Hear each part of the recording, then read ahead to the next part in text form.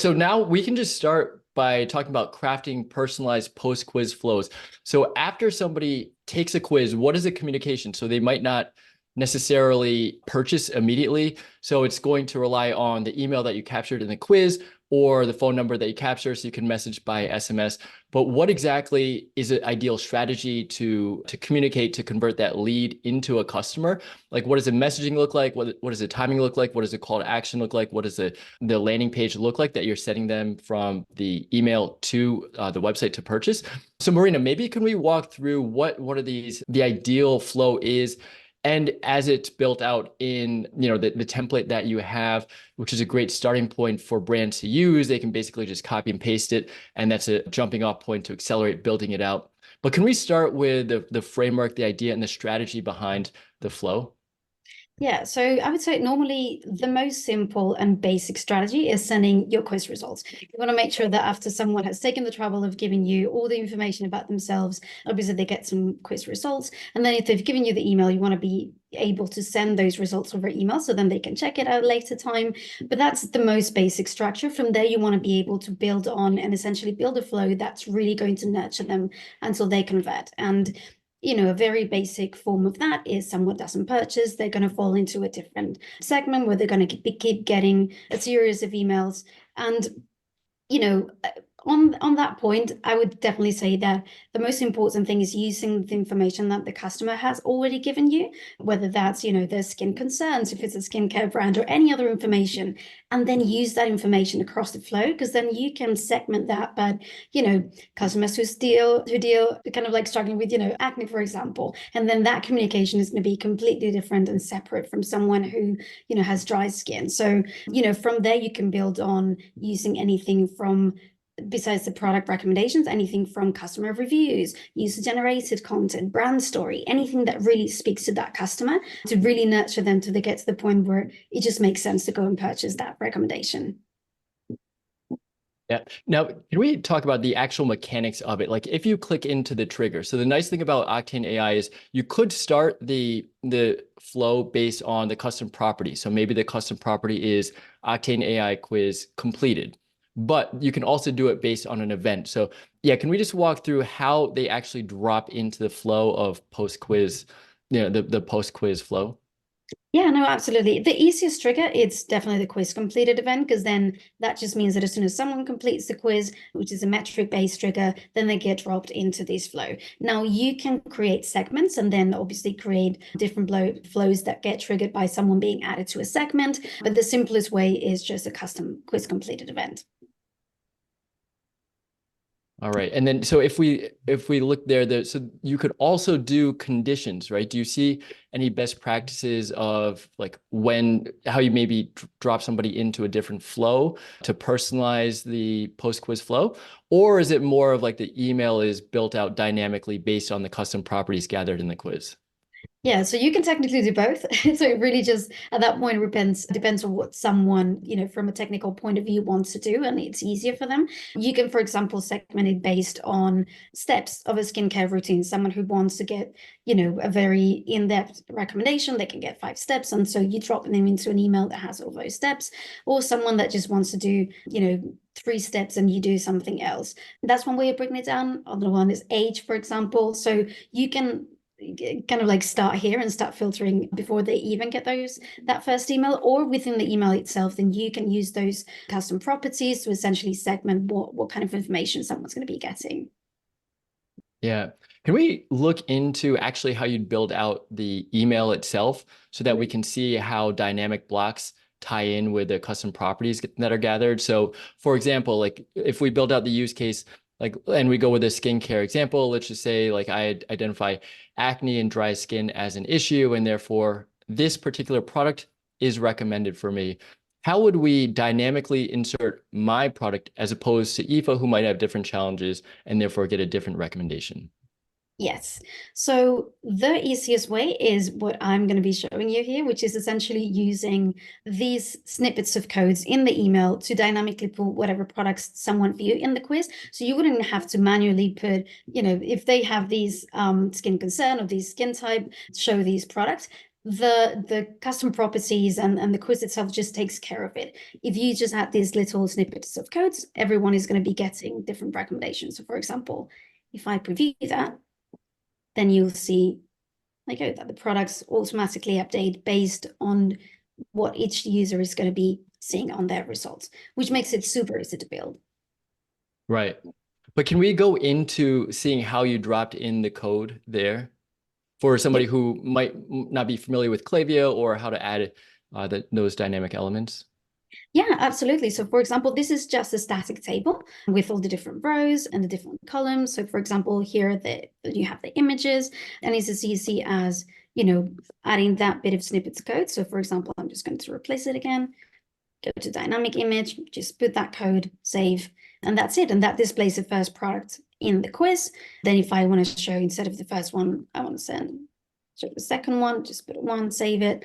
And that's just going to change the order of the products that gets shown. And then for the copy itself, again, super easy. This is the code for the title. And we do have all sorts of resources that give you these exact codes. So it's just a matter of copying and pasting in the different rows. So that would be the code for title, the code for the description, and the code. So yeah, super easy, copy and paste, and just changing the little numbers so everything matches.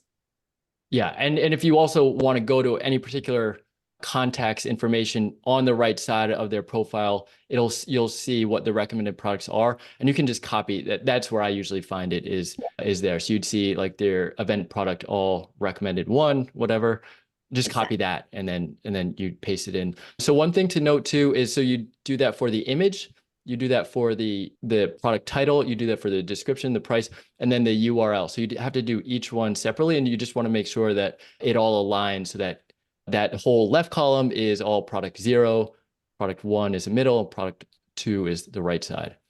Yes, but there's also another way of doing this, which is much simpler, which is, instead of a static table, a dynamic table, where you just add the code once, and then the email automatically displays all the products that were recommended with it without you having to change it. Having a static table, it just allows you a bit more control over exactly the layout of everything. Okay, so it's static in what sense? So in static, as in like you build the table, so you put the rows that you want, the columns that you want. Let me just quickly go to another flow so I can show that to you.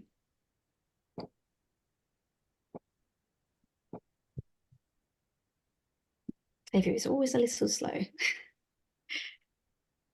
Yeah, and then of course, like the copy you can pull in, like, hey, Aoife, looks like you are dealing with, blank, and you'd add that placeholder there. So, for the problem that Aoife identified in the quiz, you'd even fill in the first name or other things that you can add into the text. So it applies to the image, the URL, the product recommendation, the copy. All these things are dynamically filled in, which is the beauty of capturing zero-party data, because it's for this first email, but then it extends to the life cycle marketing, for the first purchase and so on, forever it persists. Exactly. So this is the dynamic table, and it's a little bit different that you just have to add that code the once, and then just here in the settings, the collection and the row like alias is again just a few little changes, but then when you go into the preview, then you have all the products. So you don't have to add them individually. So that's another way of building this flow. Nice. Pablo, Aoife, Elizabeth, have you found any other best practices, strategies, ideas that we might want to consider here for this first post-quiz email? I think Marina covered a lot of it. I have found with my clients that sending the quiz results pretty quickly after someone takes a quiz is a best practice, so that they know that it's there and it's saved and they're not going to lose their results. That works really well. Also, this view quiz results button that we would recommend adding to the quiz results email, that will bring them back to their exact results page on the brand's website. So if there was extra content on the results page that might be more personalized about like whatever issues the customer was having, it's a great way for them to go back and reference that. So there are just a few other things that I would recommend. Yeah, I was gonna say kind of the same thing as Aoife, especially the view quiz results URL. I think having that as well as having the product recommendations in an email is super helpful because you want to send them back to the client's website in order to purchase. It's just another easy way of getting them to purchase directly without having to have them like run around and try to figure out where their results are, remembering where their results are. There's a button that leads them directly back to the website. Yeah, the only thing I'll add is I like to think of this follow-up email as kind of like an extension of the result page where you want to have some of the content, like Marina mentioned, having like the personalized like skin concern or whatever that main factor is in the quiz present and reiterated to the customer so they feel like they were listened to. But again, you're not probably gonna be able to have all the result page content on the email, which is why that link is there. Yeah. And so that's great for tracking purposes, but then also just the continuity and customer experience from the quiz to the email to back to the landing page.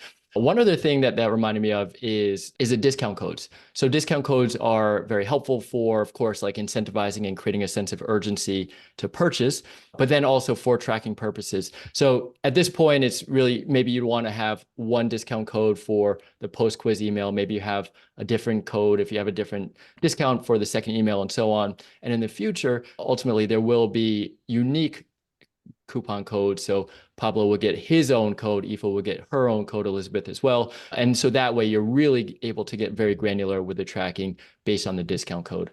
But yeah, the discount code is something that we would maybe include. At this point, it would be a static code that you would choose for each email, right? That would be just a text that you would add. Yeah, I think we have clients who do a mix of static and dynamic codes. If it's going to be a code that's just on the quiz results, it would have to be static. If you're going to include it on your quiz results and in their quiz results email, definitely static. But some brands will send a separate email with their discount code, and that might be dynamic. Oh, okay. Good to know. Pablo, I'd like to dig in more because now you're bringing it back to the most important part, the conversion part, the landing page from the email. Can you explain maybe some of the best practices on what that might look like? Should it be the normal product page that's, that they would land on after the quiz? Or should it be maybe a dedicated landing page, removing some of the distractions where they click away? Or what are your strategies, best practices? Like, what have you seen work well? I think best practice is keeping it the same as it was in their original unique session. I think a lot of times brands will just have the product recommendations, and I think that's kind of like a lost opportunity with the result page. And so you want to have that supporting content that can be educational, just reinforcing the brand mission, the statement. If it's a skincare brand, the ingredients that are used are super important. I think all of that goes into increasing the conversion rate because it solidifies the recommendation that it's right for that customer. So to your point, I would keep it the same, keep it simple, and just represent that information, especially if you're using this type of a flow where, like Aoife said, you're sending it right when they finish the quiz, maybe a couple seconds later they get it. Let's say 3, 4, 5 days go by and you send up a follow-up where if they still haven't completed purchase, you send it to them again. A lot of times customers can forget what they were originally reading on that result page. So having all the same content there can be really useful for getting that conversion. Nice. All right, so maybe we can move on to the second topic now, which would basically be this post-quiz flow at a high level. So in the first part, we talked about what this like very first, perhaps most important email and communication would look like after they've taken the quiz. The goal is to get them back to purchase because you know what they're looking for, you know the product most appropriate to their needs.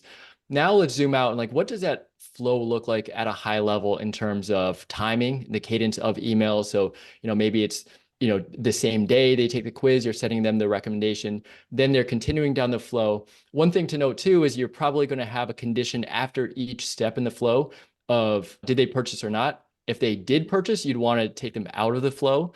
If they didn't purchase, then they can continue getting these because you wouldn't necessarily want to say, hey, buy this, but they already did. Because of the Octane AI and Klaviyo integration, you'd know that they did purchase or when they do purchase.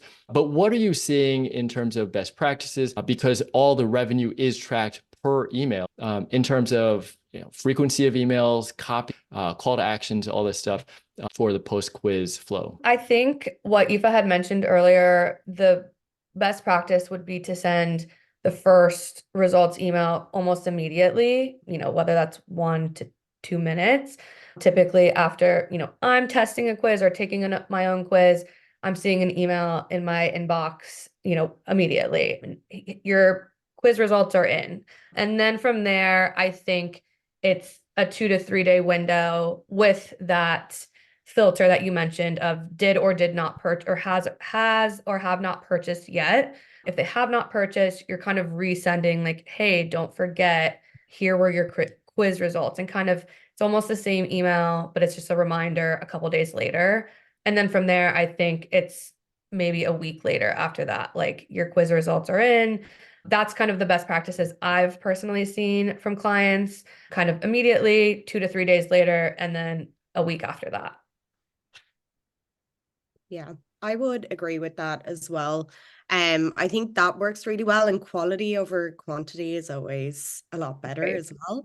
And if there's things that you can send to your customers that are going to make them more sure of their purchase, that works well as well. So educational content, inspirational content. So if there's any user-generated content, which works really well, especially for like jewelry, apparel, beauty, those verticals, skincare, it could really work for any of them. But yeah, that just tends to work really well. And you obviously don't want to be annoying with the amount of emails you're sending. So what Beth said was completely right. Like 2 or 3, not too many.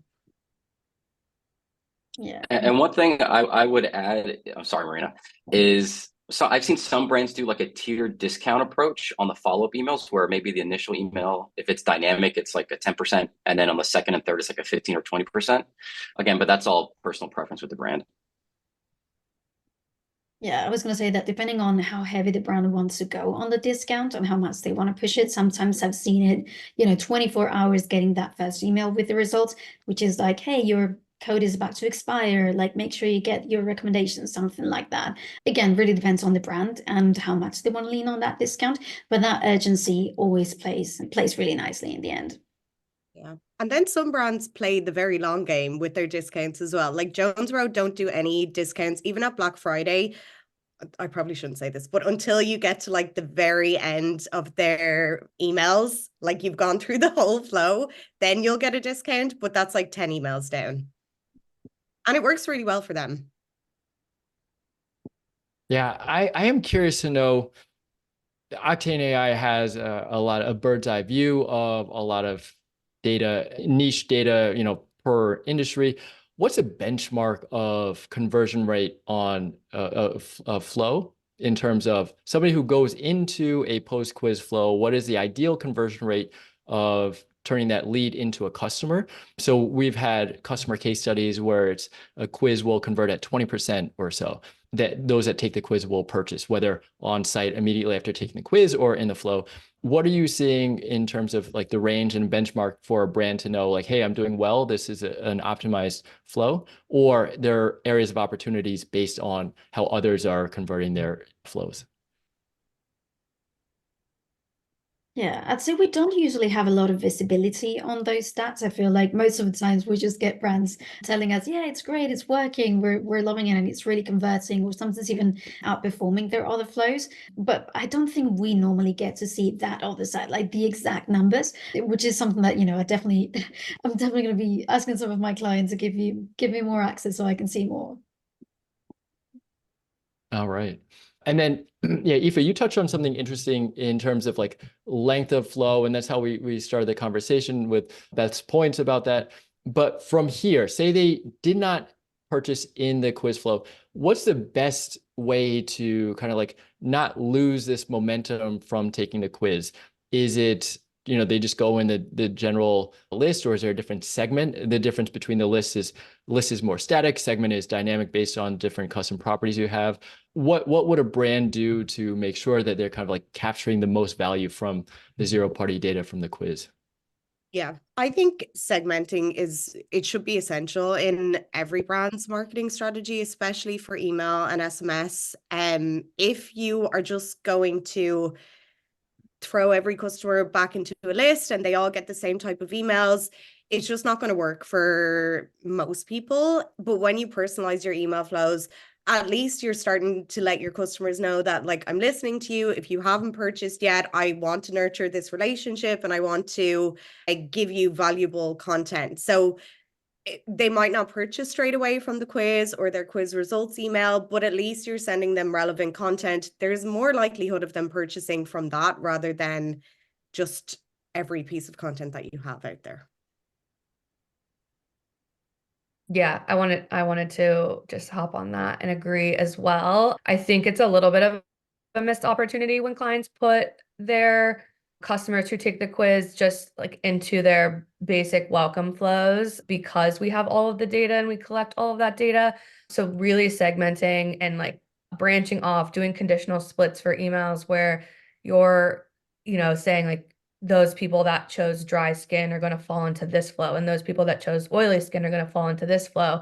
That way you are sending the relevant content like Aoife mentioned, because if I, took the quiz, I have dry skin and I'm getting emails from this brand for a product that, is for oily skin and has nothing to do with anything that I'm going to purchase, I'm probably not paying attention to those emails. I'm probably not purchasing that product. So seeing the emails that are relevant to what I said, I have dry skin, here's a new product that we launched that's perfect for your dry skin, things like that, I think is super important. So really segmenting, really using the questions and answers and the custom properties to create new email flows is what is going to work the best.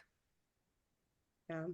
And I think most people will sign up to a newsletter because of a discount. So make sure that they stay. Like if exactly what you said, if someone sends me information on oily skin or like dark hair or a darker skin tone, I'm just going to unsubscribe because I already have so many newsletters that I'm subscribed to.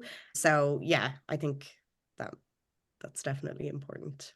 Yeah, and I'd add as consumers ourselves, not just as digital marketers, I think, we do feel that disconnect on the other side when we get emails, because I feel like perhaps we're a bit harsher on other brands' emails because we work on it all day. When we get one of those, I immediately feel the disconnect. It's like, oh no, like, bye, you lost me at this point. So it's just such a shame. You have someone's email, you have their attention. Make sure you do your due diligence to make sure they stay engaged. Yeah, and I think there's also opportunity too for welcome flows and things like that, for adding a link to the quiz or just adding like a retake quiz button to specific emails, because maybe the customer, wants to change their answers or something like that, or doesn't feel like the results they got were correct, so want to take it again. So we have the opportunity to add the like retake a quiz button and putting that in your regular welcome flows or just cart abandonment flows for those people who haven't yet taken the quiz. That's also another opportunity to then get those customers directed to an Octane like post-quiz email flow. Nice.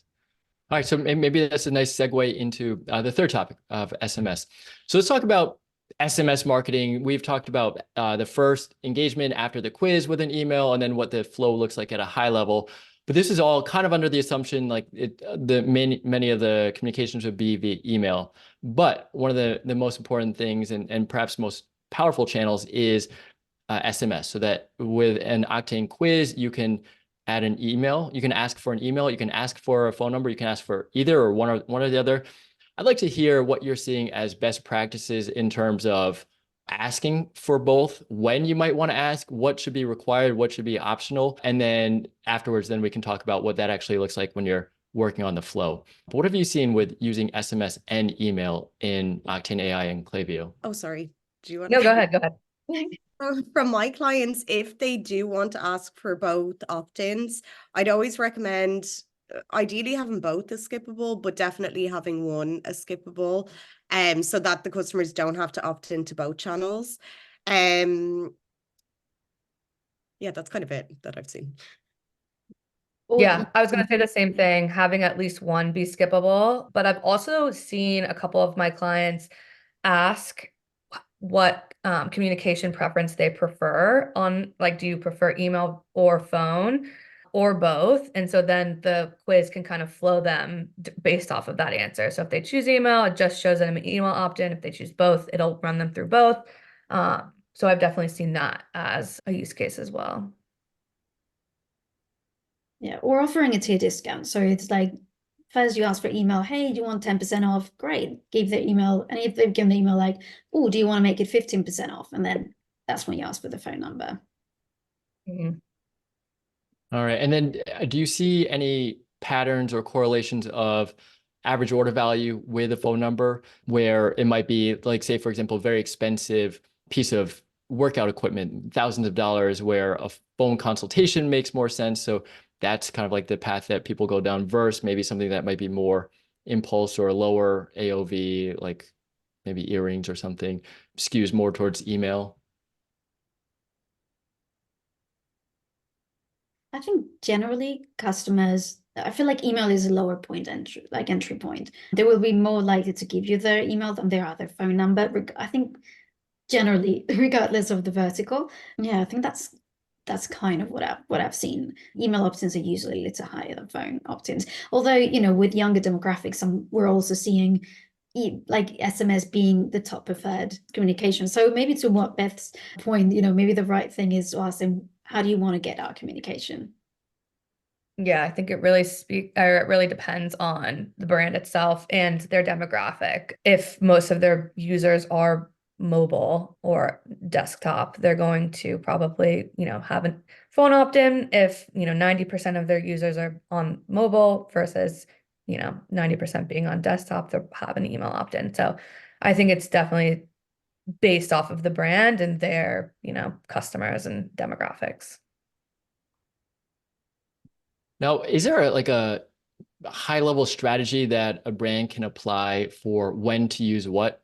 Like, for example, because SMS is so much more personal and you know, probably like 90+% open rate, you'd want to be a little bit more discerning of when you're using that to send. But if you do, maybe it's more transactional, or maybe it's more of like a cart abandonment type message versus email, which might be more brand building or story building. Do you guys have any general rule of thumb on when you might want to consider adding each in a flow?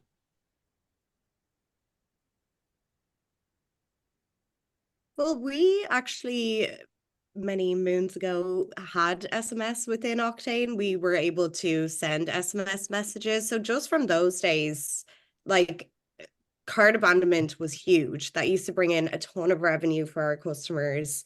Browse abandonment as well. Those type of flows are really good. But I think like with our attentive integration, you can send your quiz results, which obviously is fantastic. You should send them straight after someone completes the quiz.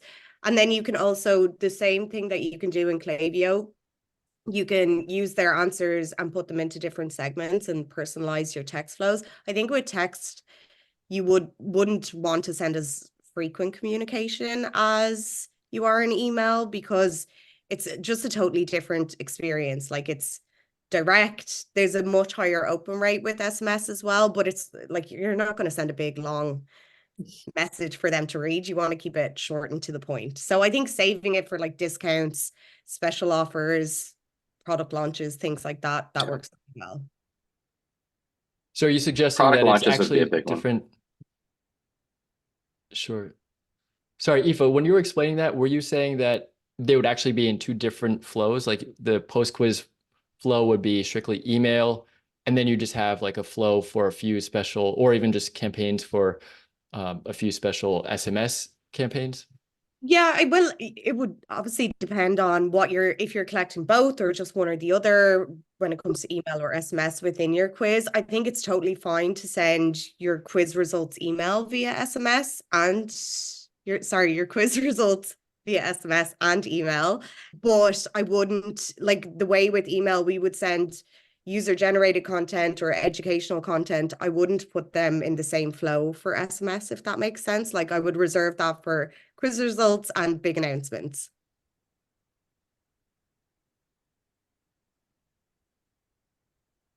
All right.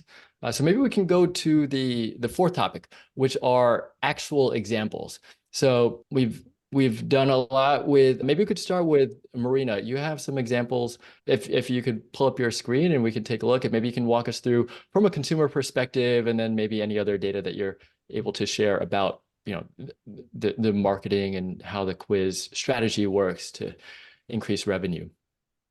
Yeah, absolutely. So this is a quiz that has not been live for for a month yet. It's a very new quiz, but so far it's doing really, really well. So is this brand that specializes in, like different sorts of vitamins, but also devices for women, but to support them throughout different points of their cycle. And so if we take the quiz, the very interesting thing is not just a product finder. What it does is you essentially answer a few questions and it tells you in which phase specifically of your cycle you're in at the moment. So for example, let's just pick some random answers.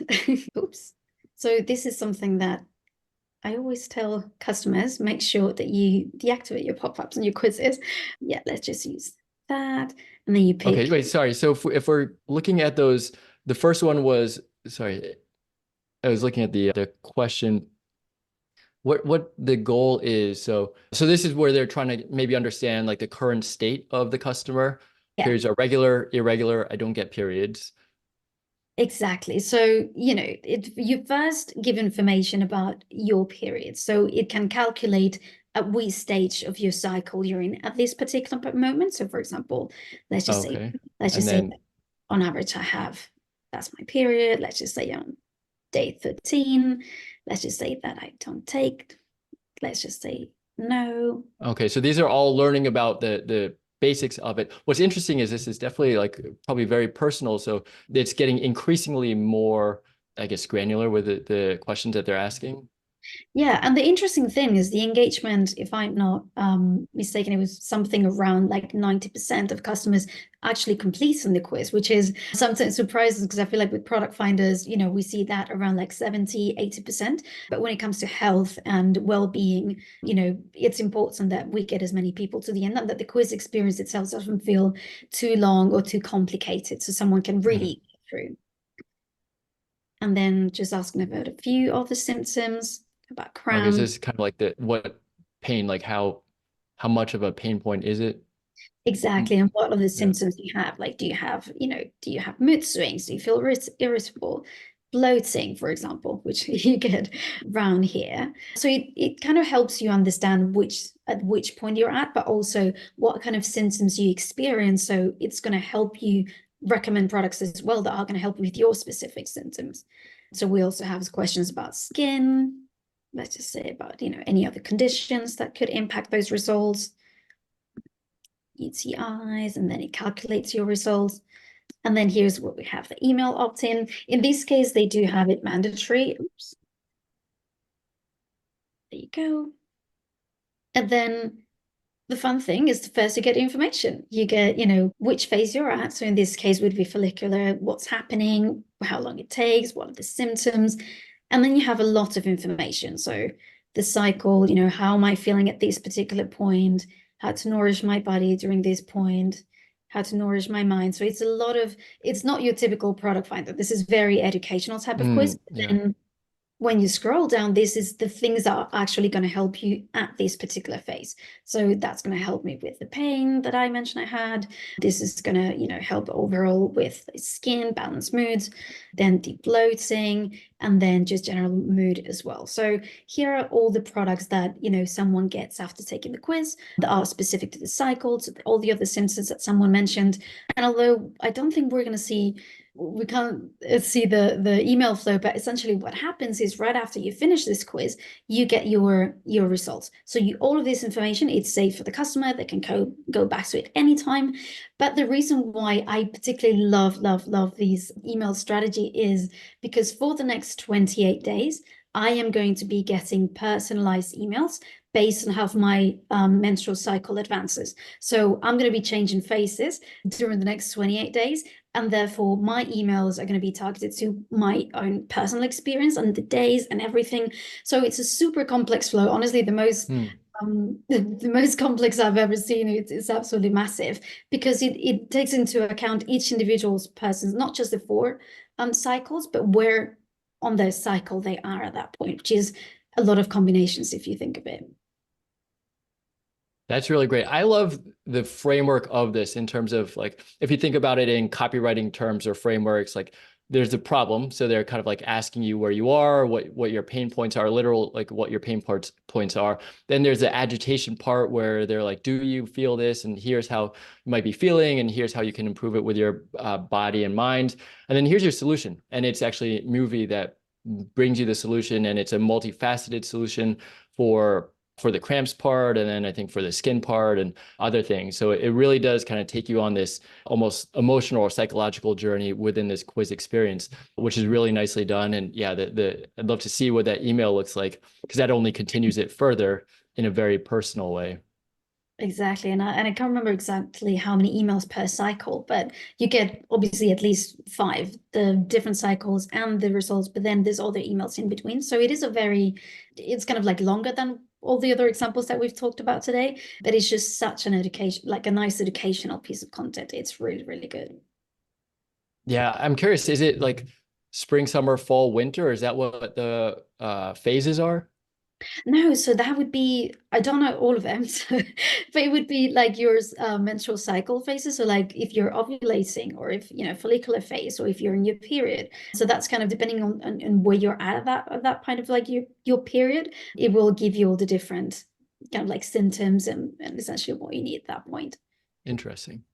Yeah, I guess I wonder, like, if we were thinking about this and like what works, what doesn't, kind of like from a consumer perspective, where might you say, hey, let's test this? Because, Octane AI does have the ability to test the quiz, the call to action, the landing page, in almost infinite ways. You could test things. What do you think might be interesting to create an A/B test around here? I would love to create an A/B test that has on the results themselves. I know right now the main focus is when you land here, it's, you cycle all the educational information and then you have the products. I would be very intrigued to see what happens if you get first recommended the products and then all the different information. Because I feel like sometimes putting the product first creates that kind of like urgency, like, oh, this is the answer to everything that I was kind of like replying all the information that I've given you. This is the immediate solution. And then you have the education, because I feel like, and again, I don't think, one way or the other is going to win, but it will be interesting to test, because I feel like with, today people are less likely to read content. So I'd be very intrigued to see if reversing the order in which the products appear might have an impact on conversions. That's interesting. I was thinking, and I think that this is a product feature of having an add all to cart, or maybe they're just doing it in the collections part, just like bundling it together. So there's like the follicular or spring bundle, and then there are those different products. I don't know if that's as possible, because there are probably so many different permutations, but is it possible to add an add all to cart so that they could just increase the average order value and conversion rate? Yeah, you can add a button that essentially adds all the products that are recommended in the quiz results. Yeah, that's an interesting test. Fantastic. Well, thanks for sharing that, Aoife. So you have an interesting quiz as well that you were looking to share. Can we dig into that? Yeah, I was going to talk about Jones Road again, but I actually have Organic Olivia's quiz results email. Be a nice change, maybe. Yeah, let's do it. Okay, so Organic Olivia is one of our supplements brands that we work with. And I just really love their branding, but I love their quiz results email as well. Like the graphic is really cool. It's eye-catching. And then I have here your personalized herbal protocol. I think that's it. But basically here it's telling me, like, based on my answers, here are the formulas that are going to work for me. I get my discount code when I spend, and they're being very clear up front that I need to spend this much to activate my discount as well. Here's my code. And then these are the results that I got when I took the quiz. So they're adding all of that into the quiz body, so I can just shop directly from here. Or if I wanted to, I could go back and just shop like their best sellers, wherever they wanted to link me to. One improvement that they could do is to add that URL that will bring me back to my exact results page as well. That would be a nice additional piece to this quiz results email. But other than that, I really like it. I love the design. And yeah. Very nice. Can we take a quick look at the quiz? Absolutely. So I really loved their quiz as well. First of all, the placement is fantastic. Always on Do the they have it on navigation. the homepage? I'm not too sure, but to be totally honest, navigation bar kind of out trumps the homepage because like people can miss things on the homepage. So we'd always recommend navigation bar before homepage. But let's just flow through the quiz. So yeah, they're asking me questions about my energy levels, my mood, my digestive system, which is a very hot topic at the moment. Just everything in this quiz, like the imagery they use, the font, it's very cool. I'll give them my email again.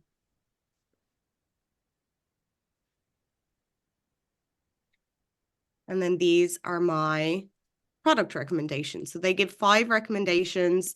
They pull in the description from Shopify as well, which can be a really good feature if someone needs a little bit more information on why that product would be a good fit for them. And then you have here, you can choose, do you want a 4-ounce or a 2-ounce? They could choose to land on a specific variant as well, but you can give customers that option to choose themselves.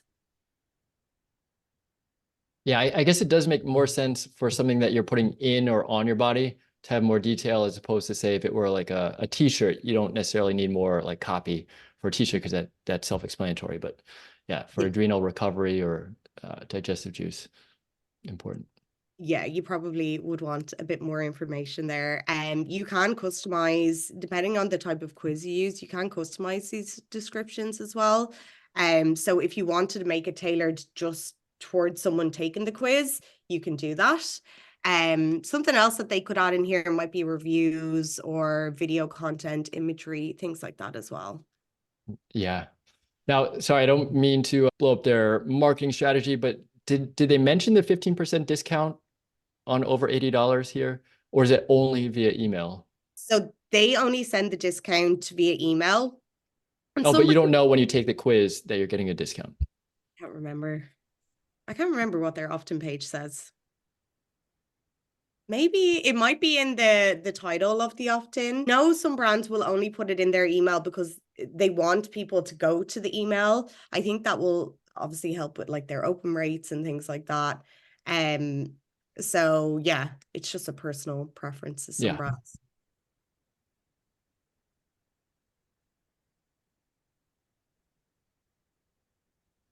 All right. And do you have other emails or SMS? I guess we didn't get SMS here, but like insights on how that flow builds out over time, tying back to what we were talking about at the start of the session.